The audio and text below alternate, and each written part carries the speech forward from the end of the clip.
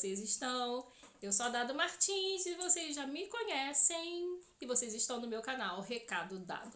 E hoje nós vamos estar batendo aquele papo mais do que especial com uma pessoa que já tem, a gente estava aqui conversando, já tinha um tempo que a gente não se falava e não tem nem o que falar, vou deixar ela se apresentar. Se apresenta, Horádia, pro pessoal, pro grupo. Boa noite, pessoal. Boa noite, seguidores da minha amiga Eliane. Meu nome é Horádia. Eu e Eliane, nós temos uma história de muito tempo, né? Amigas de infância. Eu né? Posso dizer que você é minha amiga mais antiga, hein? Oi? A amiga mais antiga. Pois é. E assim, parece que o tempo não passa, né? Por mais que a distância, né, exista, o tempo corra, a gente está aí, essa amizade continua. E eu tô aqui para conversar com vocês, né? Bater um papo aí gostoso e contribuir um pouquinho aí com a minha experiência, com a minha vida, né? Vamos bater um papo legal. Que eu tenho certeza que vai ser maravilhoso. A Horádia, como ela já bem disse, é uma amiga de anos. A gente estudou... Nós fizemos da quinta a oitava, né, Horádia, juntas, né? Quinta a oitava série 80, juntas. 81, 86. É. Que a gente se formou em 86, Foi é por aí, 86, né? isso. E então, para vocês verem como é que tá o grau de amizade, né? Quis Deus que eu viesse para um pouco mais longe, mas a amizade sempre prevaleceu, graças a Deus. E a gente vai falar sobre um tema que eu julgo muito importante. A Horádia, ela é educadora, mãe. Pensa, né, nessa dupla jornada de mãe e educadora. Então a gente já vai logo começando, Horádia, com isso. Quando você percebeu que você tinha esse chamado, primeiro chamado, um dom, um chamado de que eu quero ensinar, quero ser uma educadora? Bom, não existe assim um marco, mas um processo, né? Eu sempre gostei de falar, nunca tive problema para me comunicar. Entrei muito cedo na prefeitura do Rio, entrei com 18 anos, eu fiz o meu primeiro concurso público e entrei como agente educador. O que é um agente educador? Um agente educador seria o inspetor de aluno dentro da prefeitura. Então, eu tratava da parte disciplinar dos alunos. E enquanto eu estava trabalhando enquanto agente educador, eu fiz concurso para o magistério. E aí, quando eu fiz o concurso para o magistério, eu já tinha um pouco de experiência dentro da escola na questão disciplinar. E isso me ajudou muito, porque eu tinha controle de turma, isso de uma forma natural, e aí eu tinha, como eu tinha esse controle de turma, junto com o conhecimento pedagógico que eu fui adquirindo, junto com a faculdade de pedagogia, parece que deu liga.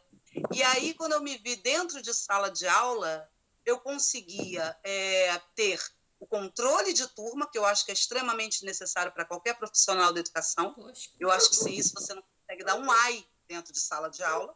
Então, juntou esse controle, domínio de turma, digamos assim, e mais a questão pedagógica, que para mim era muito fácil, na minha cabeça, articular o que aquela criança precisava aprender para adquirir determinado conhecimento. Era um pouco meio que natural para mim.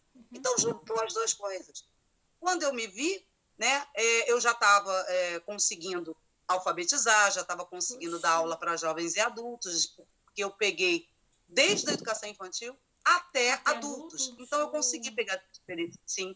Eu dei aula no PEJA também. E aí eu consegui pegar um pouco dessa... Eu consegui, não, como é que eu vou dizer? Eu consegui consolidar essa questão do ensinar para mim. Se tornou muito fácil. Foi entrando na E para veia. melhorar... Pode continuar. Para melhorar o meu currículo de locais que eu trabalhei, foram locais, digamos que desafiadores. Né? Para quem conhece o Rio de Janeiro, Brasil, Rio de Janeiro, eu trabalhei no Complexo da Maré, trabalhei no Complexo do Jacarezinho, que está aí em voga, né, nos últimos acontecimentos. Só trabalhei em locais desafiadores mesmo, complexo do Muito. alemão. Poxa. E aí, durante muito tempo, eu era mais uma educadora moral do que cognitiva. Eu tinha que lidar muito mais com a questão da disciplina do que com a questão da educação, conteúdo, né? Porque era muito difícil. Mas assim foi o aprendizado, foi aprendendo trabalhando, entendeu? Foi. Os dois ao mesmo tempo. Com certeza. E você falou sobre essa coisa de ensino, mas também como uma doutrina. Você acabou sendo uma doutrinadora, vamos dizer assim. Você acha que você ajudou, contribuiu para conciliar essa coisa de aluno, filhos. Você conseguia conciliar aluno, filhos? Porque você acaba sendo Como eu, uma educadora como fosse uma mãe, vamos dizer assim. com certeza, o tempo todo, Eliane. E porque, infelizmente, os lugares que eu trabalhei, a presença da família era muito deficitária. A família dessas crianças que eu trabalhei eram famílias tão carentes de atenção, ou de valores, ou de caminhar, quanto as crianças. Muitas vezes a gente chamava o responsável para falar sobre determinada situação e entendia porque que aquela criança tinha um problema. Era nítido ali. E aí você acaba fazendo o papel de educador familiar, você faz o papel de terapeuta, você faz o papel de conciliador matrimonial, você faz o papel de tudo. Psicóloga, né? tudo. Para poder chegar nessa criança. Muitos colegas podem falar assim, não é a nossa obrigação. Ok, eu não fiz concurso para isso, mas eu não consigo chegar naquela criança se eu não agir nesse lado. Não tem como se eu negar, não tiver né? uma... Não tem como. Eu, pelo menos, Nádia, falo por mim, não consigo separar isso, né? você ter um sucesso sem chegar nesse ponto. E dentro disso, Nádia, qual foi seu maior desafio dentro da sua profissão? Você falou que trabalhou em lugares bem perigosos, né? Vamos dizer assim, lugares... claro, o Rio de Janeiro está perigoso geral, né? Mas são áreas bem conhecidas, carentes. Qual foi esse desafio de trabalhar dentro de comunidades ditas perigosas? O maior desafio foi ter o respeito. Porque muitas vezes o professor, às vezes, ele é visto como alguém que está lá no pedestal e, para algumas crianças, inalcançável. Ah, a professora é rica. A professora tem um carro, ela é rica. A professora não me entende porque ela não mora aqui na comunidade. Então, você resgatar, você mostrar para eles que você entende, que você está ali para ajudar, porque a maioria das pessoas põe o pé ali só para criticar, só para dizer o que não presta, só para apontar o que não presta. Mas para ajudar mesmo, são poucas ferramentas do Estado que entram ali. Eu costumo dizer que o Estado ele só entra dentro de uma comunidade com a escola e com o postinho de saúde. Fora isso, mais nada. Muito difícil. Então, resgatar, conquistar esse respeito, eles olharem, não, essa daí está me entendendo? E aí, Eliane, não é tão simples, porque envolve a questão da comunicação. E aí, se eu chegar lá falando um monte de palavra difícil, se eu chegar lá arrotando o pedagogês, se eu chegar lá arrotando o meu Paulo Freire, não consegue. É chover no molhado. E aí você tem que nivelar o tom para que eles te entendam. E aí, dentro desse processo, que não é simples, muitas vezes eu tive que ser bem durona, digamos assim. Você tem uma ideia, meu apelido era Caveirão. Meu Deus do céu. Coisa... Mas impunha respeito tipo, que também, rosnava, né? Eu rosnava. Aí depois, não, vem cá, senta aqui, vamos conversar. Isso é importante. Eu me fazia ouvir. Isso é importante. Para eu poder ouvi-los, entendeu? Você adquiriu o respeito deles, né? Você teve o respeito. Eu saí da Maré, eu agora estou numa escola completamente diferente disso tudo. Uma escola pequena, escola padrão, escola fora de comunidade. Mas quando eu saí da Maré, a minha última turma foi uma turma de alunos que ele era considerado alunos defasados, ou seja, na terceira e quarta série, com 16 anos, 17 anos, que não sabiam nem ler, nem liam e escreviam mal e porcamente. Meu Deus. E aqueles meninos, já homens, que já tinham tido filhos do meu tamanho. E foi uma que marcou a minha vida, porque eram uns garotos e umas meninas que chegavam na hora do recreio, cabeça no meu ombro, entendeu? E pediam carinho. Oh, meu Deus. Ou se não, viravam para mim, pô, tia, a senhora me escuta mais do que minha mãe, do que minha avó. Eu não estou dizendo que eles eram anjos. Em momento nenhum eu estou falando isso. Eles tinham totalmente seus defeitos. Mas eu sentia ali que faltava. Uma referência. Faltava tudo. E uma referência, faltava né, tudo. Uhum. E uma referência. Eu tenho amizades com eles até hoje. Eu tenho nas redes sociais. Infelizmente, as notícias não são, às vezes, muito boas. Eu fico sabendo de A ou B que foram por caminhos errados. Mas eu tenho a minha consciência tranquila. Eu já sofri muito por isso, tá, Eliane? Mas eu tenho a minha consciência tranquila que o momento em que eu estive ali, eu tentei plantar alguma coisa e sei que em muitos, de repente, aquela semente frutificou. Com certeza. Sabe? Porque a gente faz a nossa parte. Né? E a vida que segue. Melhorar 100% a gente tem a certeza que nunca vai conseguir, né? Mas fazer a parte, contribuir de alguma forma. E, Horácia, como tá hoje, ou como sempre esteve, a relação professor, pai e aluno? Tá boa? Tá capenga? Eu acho que atualmente falta a questão do... não sei se a palavra respeito cobre tudo, mas eu acho que parceria, falta parceria. E aí fica uma quebra de braço, fica como se fosse um cabo de guerra, entendeu?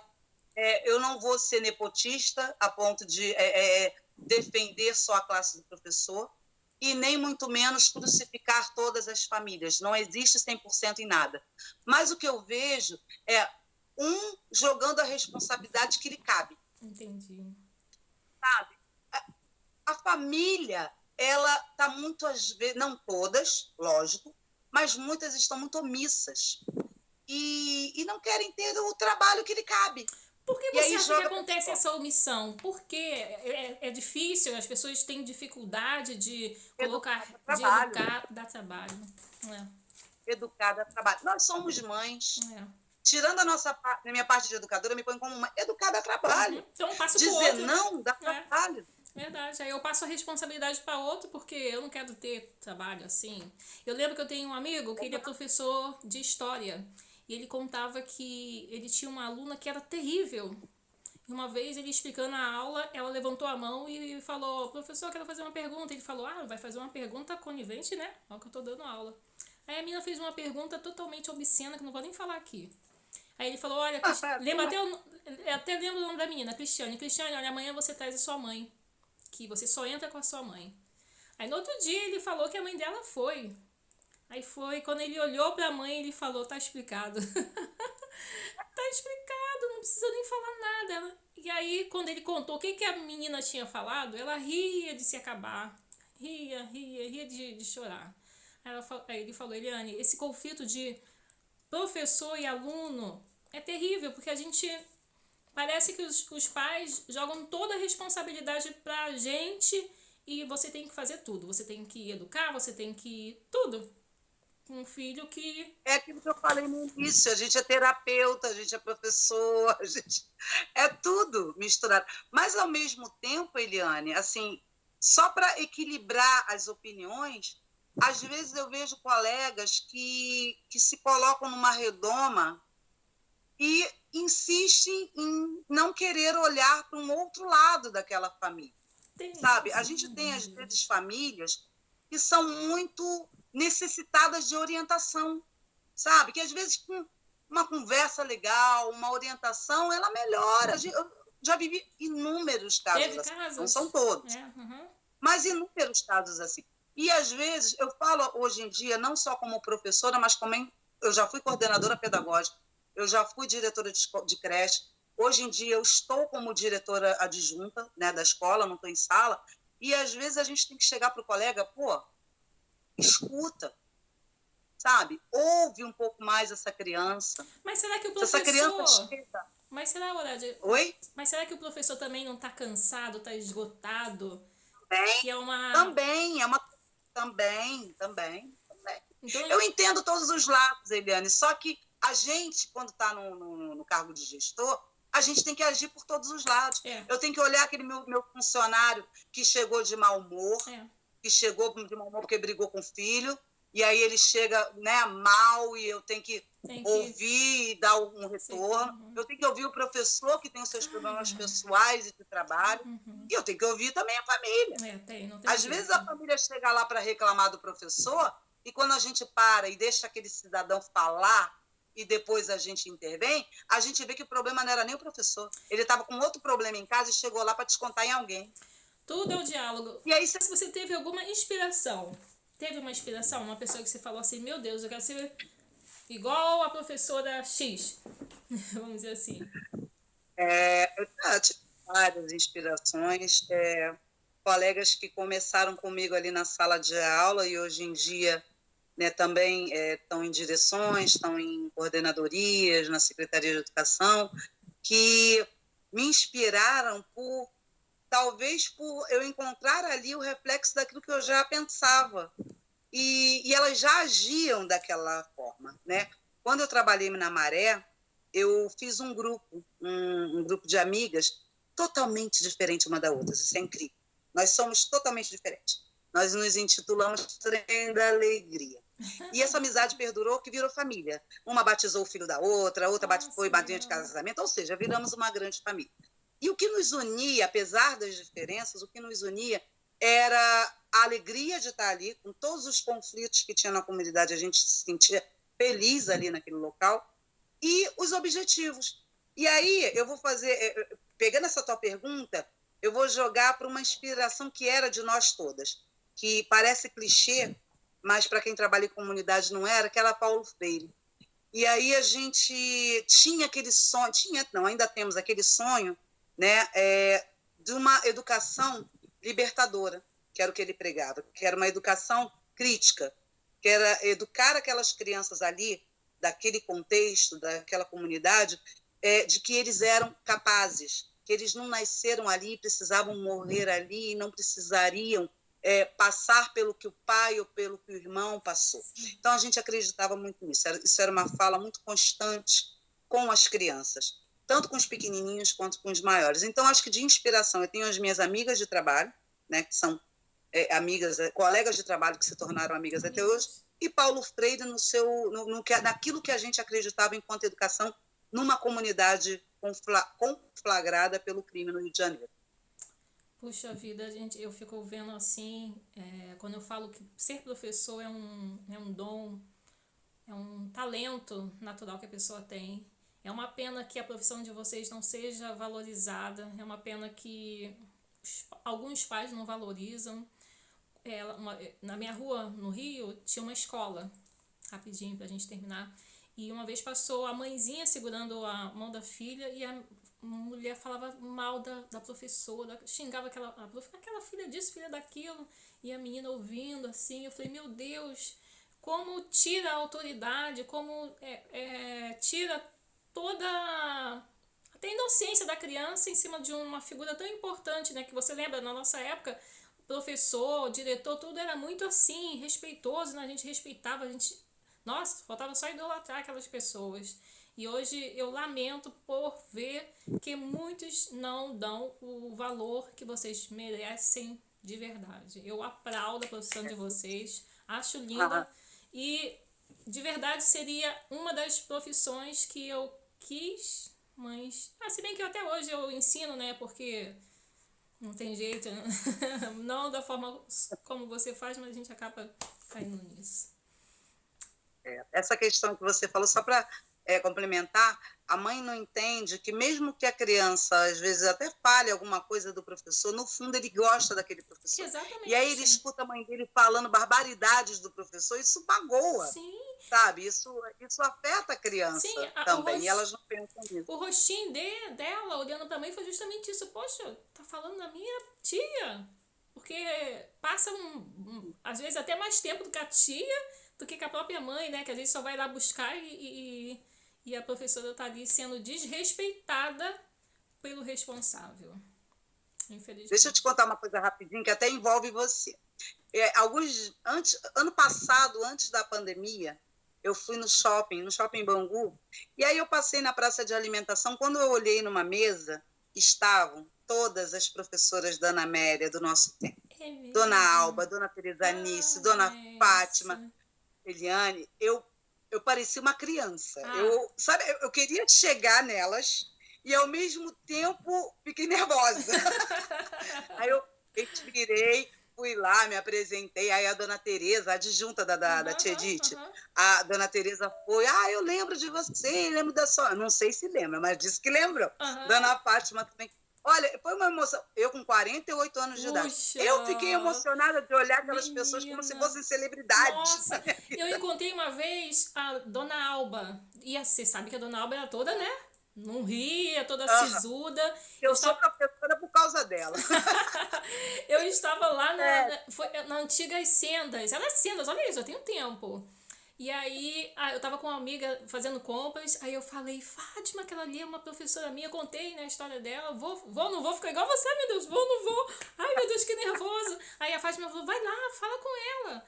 Aí eu cheguei, oi, boa tarde, a senhora não vai lembrar de mim, mas ela é claro que eu lembro de você, Eliane, falou meu nome,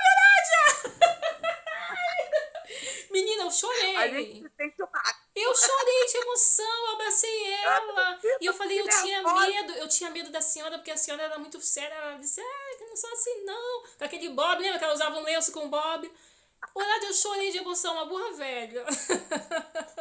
Então, você imagina o impacto que, no caso, eu sou professora, a responsabilidade que nós, professores, temos no emocional de uma criança, a gente fica Poxa, para sempre, para o fica. bom ou para o ruim, É entendeu? verdade. Então, isso é muito sério na nossa profissão. Eu acho que tem que ser valorizado, sim. Eu não vou nem entrar na questão política da valorização, mas entrar na questão só emocional mesmo, entendeu? Tá bom. Pra...